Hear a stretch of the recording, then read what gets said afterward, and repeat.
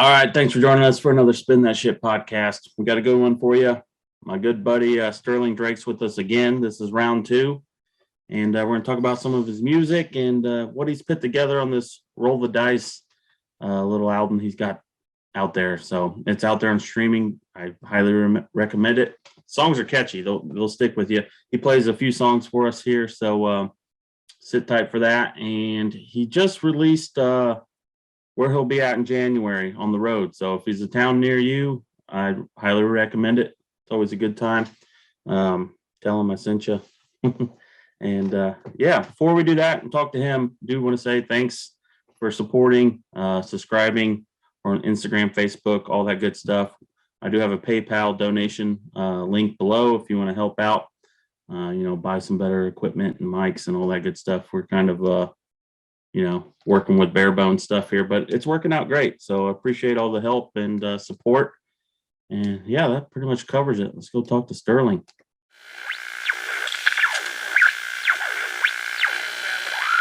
All right, we're here. Sterling Drake's with us, round two.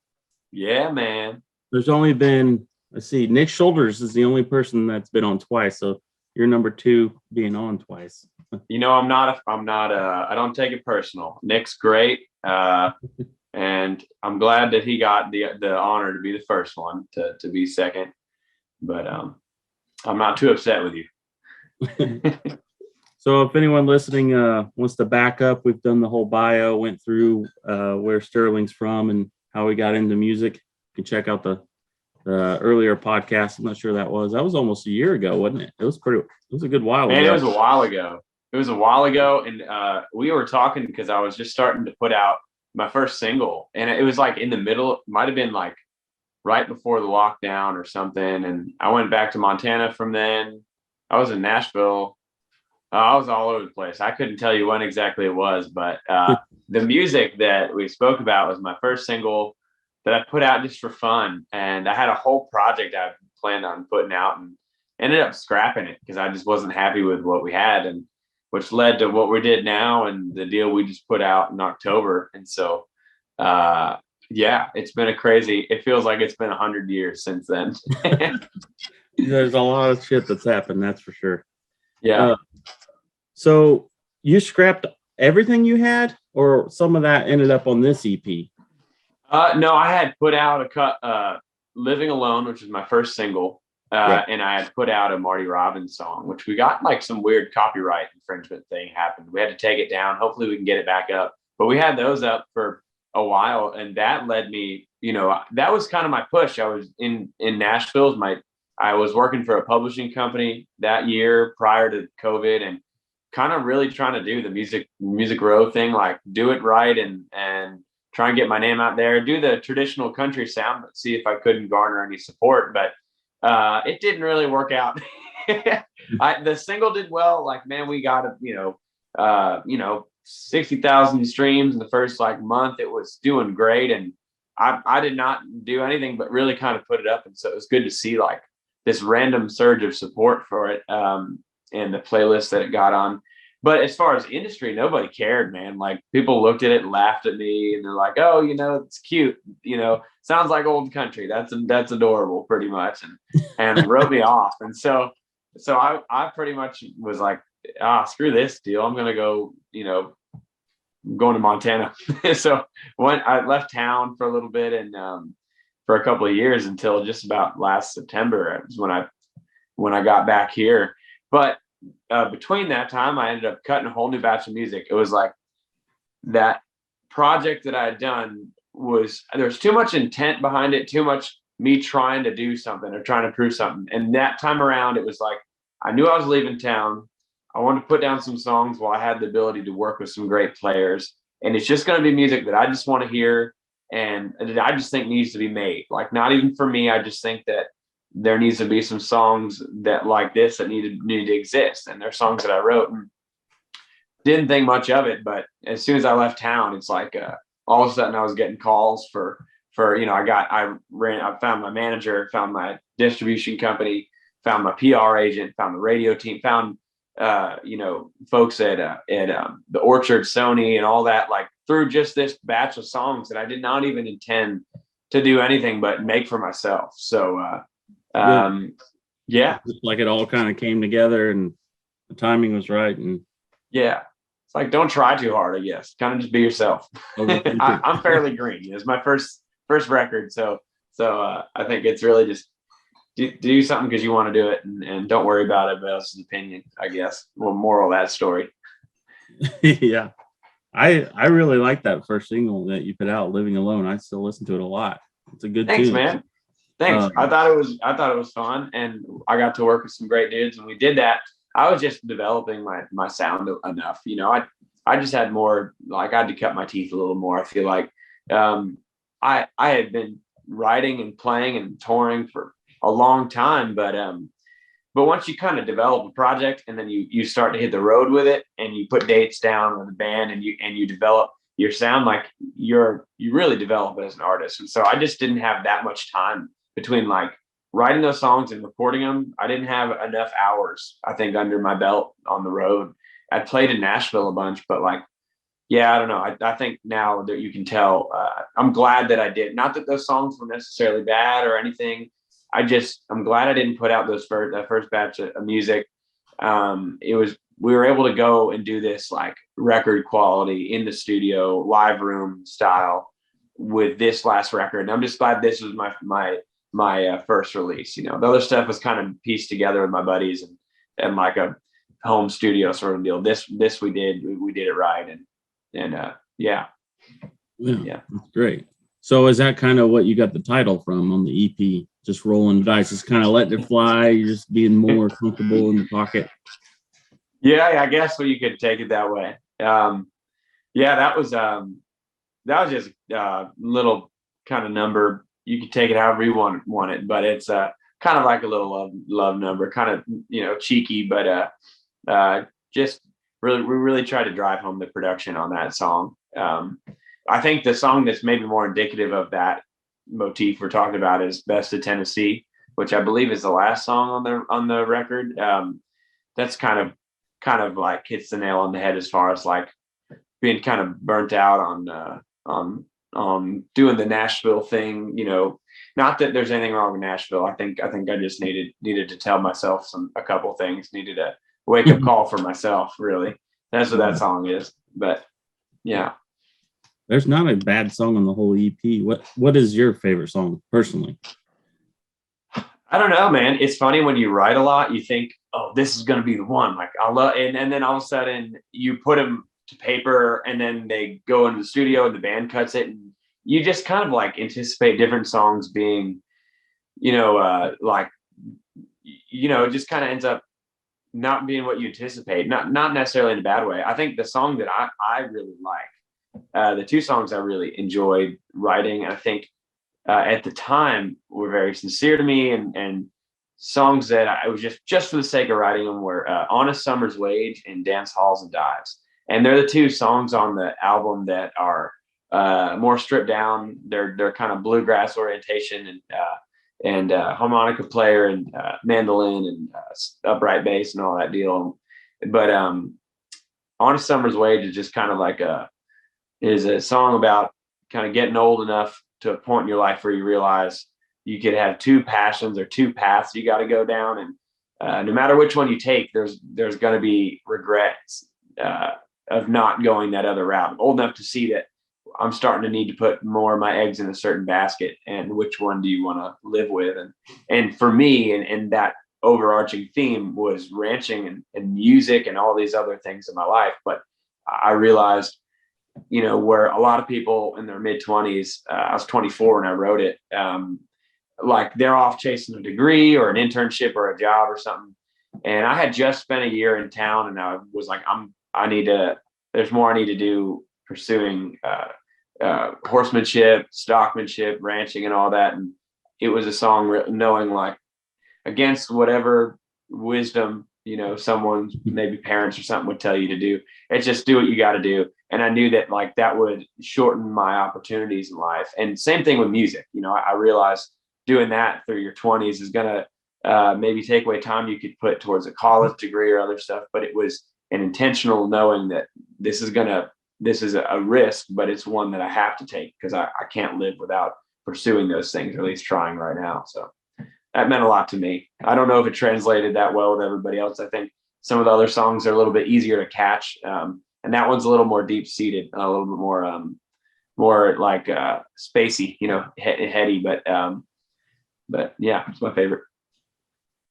Yeah. So talk to me about the ranch life in Montana when you went out there. I mean, if you're going to sing cowboy songs, you gotta go play cowboy for a while. Oh, for sure.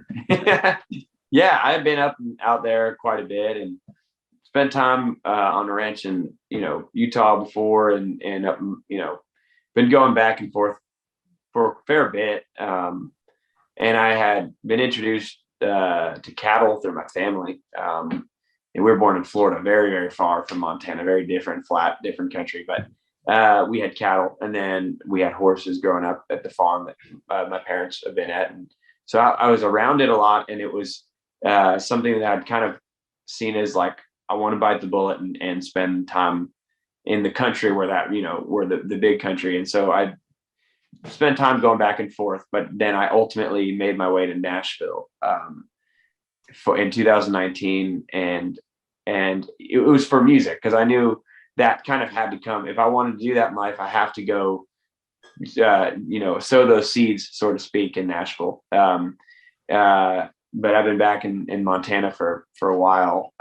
I'm back and forth now, but I work on a ranch out there, and I've been fortunate to work for a good horse trainer or several horse trainers out there. Yeah, it's another passion of mine. I consider myself green at just about anything I do. I'm 26. So, you know, I know enough to know I don't know everything, I guess. I'm enjoying it, man. I love learning no matter what it is. And we talked a lot about, you know, trapping and your other passion and hunting. Like, that's something I'm just so excited every day to learn something new in that world. I spent some time as a hunting guide and for an outfit. And that's so much fun too. You can't learn everything in a lifetime, man, but you can sure try. Yep. Yeah. As long as whatever you end up doing is something that you love, that's the only thing that matters. Because you know, we're going to spend our lives working more so than having fun. So might as well be having fun at work. Yeah. At least pick the work you chose. That's the way I look at it. I didn't want to be stuck doing something just by circumstance, you know. Nowadays, a lot of people tend to move to the cities and get sort of jobs that just seem to be available. And there's nothing wrong with that. And we need people doing those jobs, but I just couldn't. I don't know, man. I don't know if it's my ADD or my creative passion, but I had to do something I had to choose the labor that I chose in life. And while horsemanship and music aren't necessarily good paths to go down if you want to make a lot of money, you know, they sure are a heck of a life to live. You know, playing music, it can be enjoyable, and ranching and working with horses is a blessing too. Yeah. I see some guitars in the room. You want to give us a little tune? Yeah. I'll play that song, Best of Tennessee, I was talking about. Yeah, that's a good one. Yeah.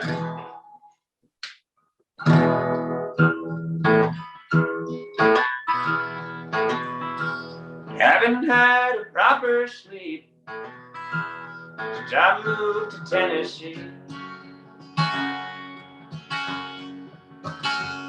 And this big old city sure made a fool out of me. The nightlife for street lights looks like it's done it to me. Looks like the best of Tennessee brings the worst out of me. And I'm losing all my friends. I'm losing faith in everything I am. And I can tell that they can tell behind my smile I'm in hell. And I'm hiding the doubt in my head. And I'm spreading myself thin, and it's showing up in every part of me. Looks like the best of Tennessee brings the worst out of me. And I'm tired of being broke, being rich folks that chose to shake a hand. And through a tip jug and 2 jobs, I found out the price of this here band. And at the end of the week, the rent's due, I'll be on the street. Looks like best of Tennessee. Looks like best of Tennessee. Looks like best of Tennessee brings the worst out of me.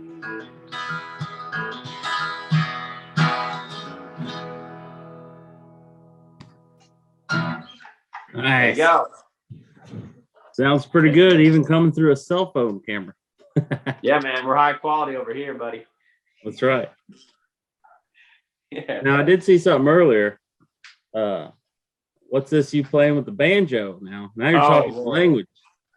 Yeah, Mose Wilson is a good friend of mine. I don't know if you know Mose. Yeah. Amazing songwriter for those of you listening. Great singer, picker, and player here in Tennessee, in Nashville, born and raised in Tennessee. And anyways, we were talking, and I was telling him, I'd like to pick up a banjo.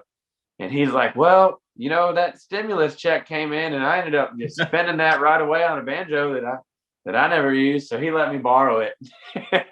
And I'll tell you, I have worn my patience thin on Mary. She's heard me pick the banjo just every which way but the right way.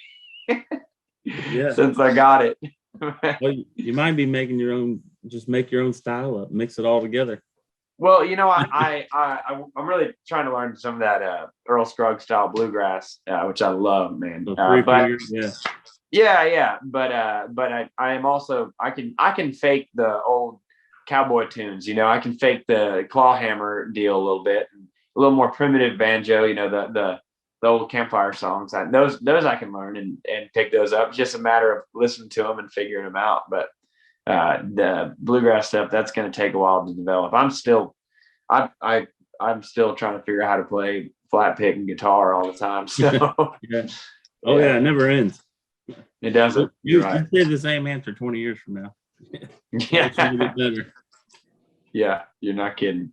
I haven't picked up my banjo in a while, and it's kind of driving me nuts that I haven't. It's really been bugging me. Just so busy, and I don't know, but I'll get there one day. Yeah, we ought to pick some next time I'm up your way. Yeah.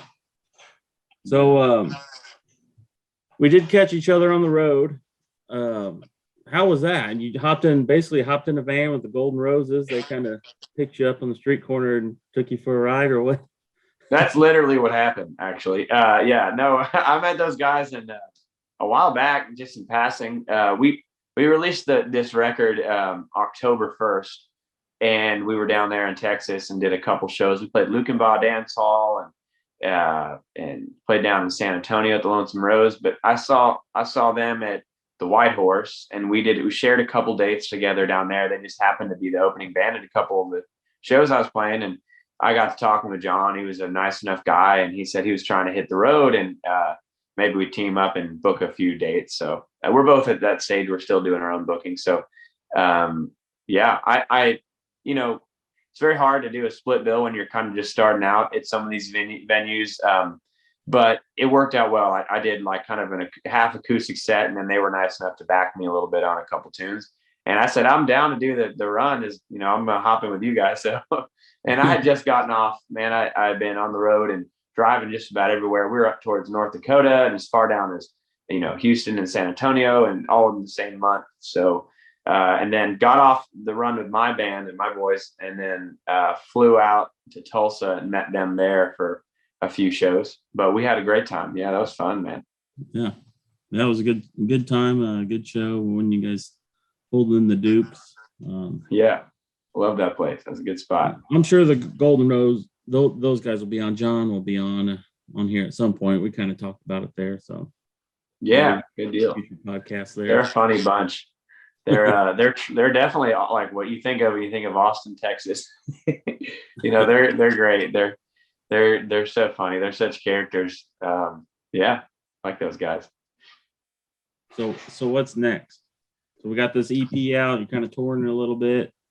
Yeah, man. I'm writing, or what? I mean, winter's always kind of a different time for artists. They usually go home or maybe lay off the road a little bit once it gets cold. But yeah, we hit it pretty hard since September, and I've got a few dates. I've got 2 this week in Tennessee, and a couple each week and through the end of the year. But I'm training some horses with a friend of mine, a horse trainer here in Tennessee, and enjoying some time off. But we're getting ready to hit the road heavy again in January. We're writing. I've got I've been writing as much as I can, and we're tracking new music too. Toying with the idea of releasing a single actually fairly soon, just to keep the ball rolling. But something I'm excited about we're going to do vinyl, and colored vinyl are coming soon. We were supposed to have them October 1st when the record came out, but everybody knows that supply chain issue, the everything shortage hit me. But we're hoping we'll have those out actually. Fingers crossed. We'll have a hard date soon, but like beginning of December. So in not long at all, in a week or so, we should be able to have them out for holiday season. Colored vinyl. We're doing a retail distribution deal too, so they'll be in some retail stores and should be able to find them. But then I want to keep going. I'm trying to release a single or so, and maybe pair that with some shows. And we're going to be hitting the road pretty heavy. We'll release some dates here in December about the new year. But okay, yeah, just kind of swinging there. You in a full band, or how? Yeah, yes, sir. Okay. We're doing some dates down in Texas. We'll be in Key West for a little bit too, down in Florida, and yeah, we're still filling out the calendar. I'm kind of punching along. I've got a small team helping me with kind of the back end of distribution and some radio support and PR, which has been a blessing. And then I'm dealing with, the running the show, and then booking still, kind of with some help from some local talent agents. But I'm sure a lot of people who watch the show are musicians too, or know or get how the industry works. But you just got to like pay your dues for a while, and nobody's going to come along and tell me that. I'm not anticipating anybody to give me a opening slot at a tour from one of the bigger bands, or a handout, or a public, a booking agent. I'm worth what I'm willing to put in, and so I got to show people that show the industry and that the other folks, other musicians, that we're going to we're sticking around. We're going to do this. I'm hoping to share some dates with some good friends. I'm excited to announce a couple shows we have with some regional artists in Texas, here in Tennessee, and hopefully some more folks soon. We're really trying to pair with some other artists that have the similar demographic and kind of pull each other's fan base in. Yeah, I'm looking forward to that. Yeah. Will you be in Tennessee at the end of the December, right after Christmas? Right. The 29th or so. I'm gonna be in town. Oh, you are? Really? What are you doing? We'll be in town for, let's see, 29th and 30th. We're gonna see Sierra Farrell play at the Ryman, but we'll be in town looking for shows. Yeah. We'll be all over the place running around. Yeah, I might be out of town. I might be going back. Not sure yet. Haven't gotten dates filled out. Sierra's great, man. Go see her play. That should be a great show. I'm super happy for her that she's got that date. Yeah, she deserves it, man. She's been hustling for 100 million years. For sure. Doing it. People are finding out about her right now, but I'm telling you, she's been playing music since, she's forever. You got another one to pick us before we get out of here soon? Yeah. Oh, I can make something up. Yeah, let's do something. Pick an original now. Yeah, I will. I will. I don't want to get you copywritten. I got busted on a couple, but it. Oh, did you? All right, let's do roll the dice. This is since I'm promoting the record here. This I gotta song stay will on stick in your track. head all day long. What's that? I walk around work and stuff, and I'll just start singing that song, and I can't get it out of my head. It sticks. Yeah, well, I'll play it for you to keep it there. There you go.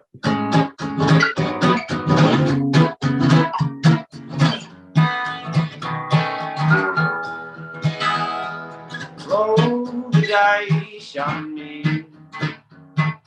Lay your hand on me. Play your card. Show me who you are and roll the dice on me. I know I've left you so lonely, but only to be back again. Two hearts can meet each other lonely, but only to say hello again. Roll the dice on me. Lay your hand on me. Play your cards, show me who you are, and roll the dice on me.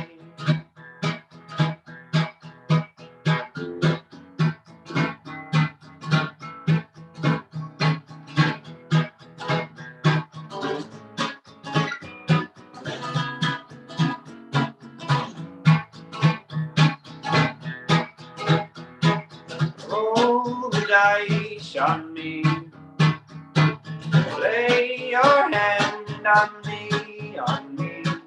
Play your cards, show me who you are, and roll the dice on me. Play your cards, show me who you are, and roll the dice on me.